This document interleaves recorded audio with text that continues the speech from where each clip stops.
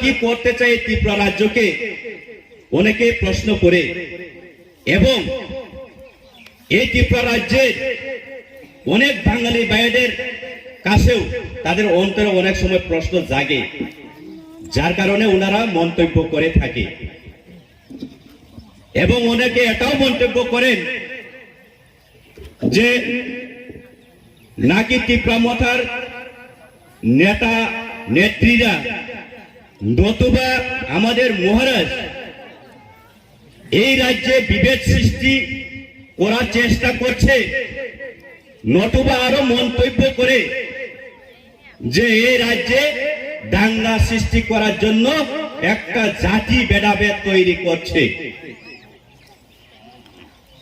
যারা এই মাইকের মাধ্যমে আজকে আমার এই বক্তৃতা অথবা আমার আওয়াজ যদি শুনে থাকে, এই এলাকার কতিপয় আমার বাঙালি ভাইয়েরা, আমি আপনাদের উদ্দেশ্য বলছি, এটাই যে পরিষ্কার ত্রিপুরা সাহেব কোন দিন আমরা বাঙালি বিরোধী নয়। কেবল ত্রিপুরা সাহেব 72 বছর ভারতবর্ষের গণতন্ত্র দ্বারা পরিচালনা হওয়ার পর আমরাকে বঞ্চিত শোষিত করে রাখার জন্য আমরা সেই বঞ্চিত শোষিত থেকে আমরা মুক্তি পাওয়ার জন্য আমরা আন্দোলন করছি, আমরা আওয়াজ তুলেছি। কেবল এই ভারতবর্ষের গণতন্ত্রের মাধ্যমে এই দেশে বিভিন্ন রাজ্যে বিভিন্ন জনজাতি বিভিন্ন ধর্মাবলম্বী বিভিন্ন ধরনের মানুষের বসবাস, প্রত্যেকজন মানুষের প্রত্যেকটা মানুষের মৌলিক অধিকার জন্য কথা বলার সবার অধিকার রয়েছে। তেমনি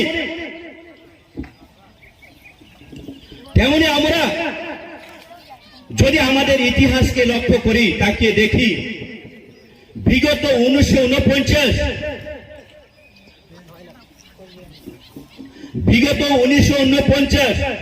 15ই অক্টোবর দীর্ঘ 200 বছর ব্রিটিশ শাসন করে থাকার পর 1947 ভারত স্বাধীন হওয়ার পর আমরা 1949 15ই অক্টোবর আমাদের মহারানী কাঞ্চন প্রভা দেবীজির নেতৃত্বে আমরা ভারতবর্ষে মিশে যাই মার্জার এগ্রিমেন্টের মাধ্যমে। কিন্তু বন্ধুগণ, দেখা যায় এই রাজ্যে আমরা যারা ভূমিপুত্র রয়েছে ত্রিপুরা 19টা জনগোষ্ঠী রয়েছে, আমাদের জন্য এই ভারতবর্ষের কোন পার্টি নতুবা কোন নেতারা চিন্তাধারা করে নাই। যার কারণে আমরা চেয়েছিলাম, আমরা আশা রেখেছিলাম, এই ভারতবর্ষে যদি গণতন্ত্রের মধ্যে পরিচালনা হয়ে থাকে তাহলে আমরাও প্রত্যেকটা মানুষের মতো প্রত্যেকটা সমাজের মতো আমরা এক কালে সমানভাবে চলাফেরা করার জন্য অধিকার লাভ করার জন্য আমরা একটা আশা আকাঙ্ক্ষা রেখেছিলাম। কিন্তু দেখা গেছে এই রাজ্যের বিভিন্ন রাজনৈতিক দল বিভিন্ন চক্রান্তের মাধ্যমে আজকে আমাদের প্রথম এই রাজ্যের ভূমিপুত্রদেরকে নাম দেওয়া হয়েছে উপজাতি। উপজাতি বিশ্বের মধ্যে এবং আমাদের ভারতবর্ষের মধ্যে কোন রাজ্যতে উপজাতি বলে কোন মানুষকে আখ্যা দেওয়া হয়নি। কেবল একমাত্র এই রাজ্যের ত্রিপুরা রাজ্যের আমরা ভূমিপুত্রদেরকে শুধু রাজনৈতিক লাভের জন্য উপজাতি বলে আখ্যা দেওয়া হয়। বন্ধুগণ, আমাদেরকে চিন্তা করা উচিত, আমাদেরকে ভেবে দেখা উচিত, আজকে যদি আমরা ত্রিপুরা যদি উপজাতি হই, আমরা যদি পাহাড়ি হই, সেই যে হিন্দুস্তানি ভাইদেরকে কেন কুলি বলে আখ্যা দেওয়া হয়েছে?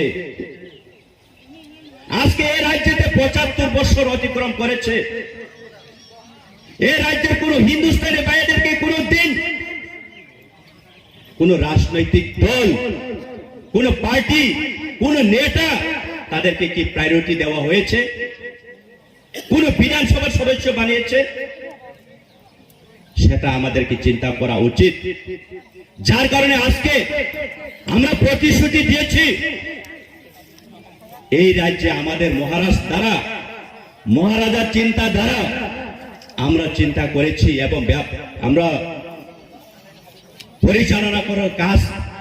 পরিচালনা করে এগিয়ে যাওয়ার জন্য এই ৪৬ বিধানসভা কেন্দ্রের মানুষের উন্নতির সাথে এখানে স্থায়ী বসবাসকারী আমাদের হিন্দুস্তানি ভাইদের জন্য আমাদের মহারাজ চিন্তাধারা করছে এবং প্রতিশ্রুতি দিয়েছে আগামী 2023-এ এই ৪৬ বিধানসভা কেন্দ্র থেকে আমাদের হিন্দুস্তানি ভাইয়েরা ত্রিপুরার ইতিহাস গড়ে তুলবে, সেটা প্রতিশ্রুতি।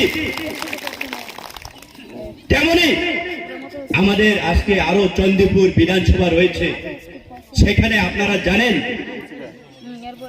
17,000 এখন সেখানে আমাদের হিন্দুস্তানি ভাইয়েরা রয়েছে, বাঙালি ভোটার মাত্র 11,000।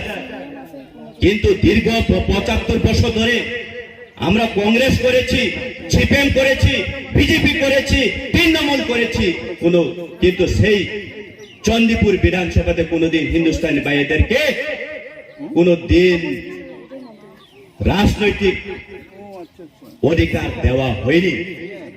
কিন্তু কেবল আমাদের মহারাজার নেতৃত্বে, তার মাধ্যমে, তার চিন্তা দ্বারাই সেখানেও আমরা আগামী 2023-এ লড়াই করতে প্রস্তুত হয়ে দাঁড়িয়েছি। বন্ধুগণ, আমি এটাই বলতে চাই আপনাদের কাছে, চুংসাইমানো এই এলাকাও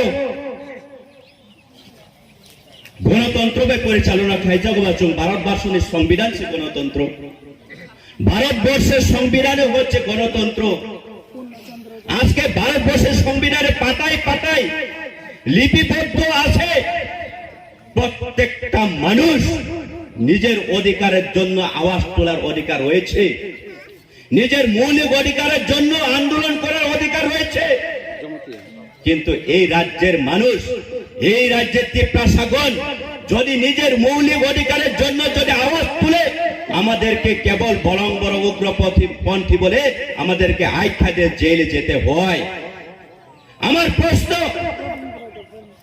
আমরা দেখেছি এবং বিগত 25 বছর এই রাজ্যে বাম অপশাসনের থেকে মুক্তি পাওয়ার জন্য 2018 বিধানসভাতে আমরা বিজেপি এবং আইপিএফটি সরকার গঠন করার জন্য আমরা সবাই এক তালে এক সুরে আওয়াজ তুলেছিলাম, চলো পাল্টাই, চলো পাল্টাই।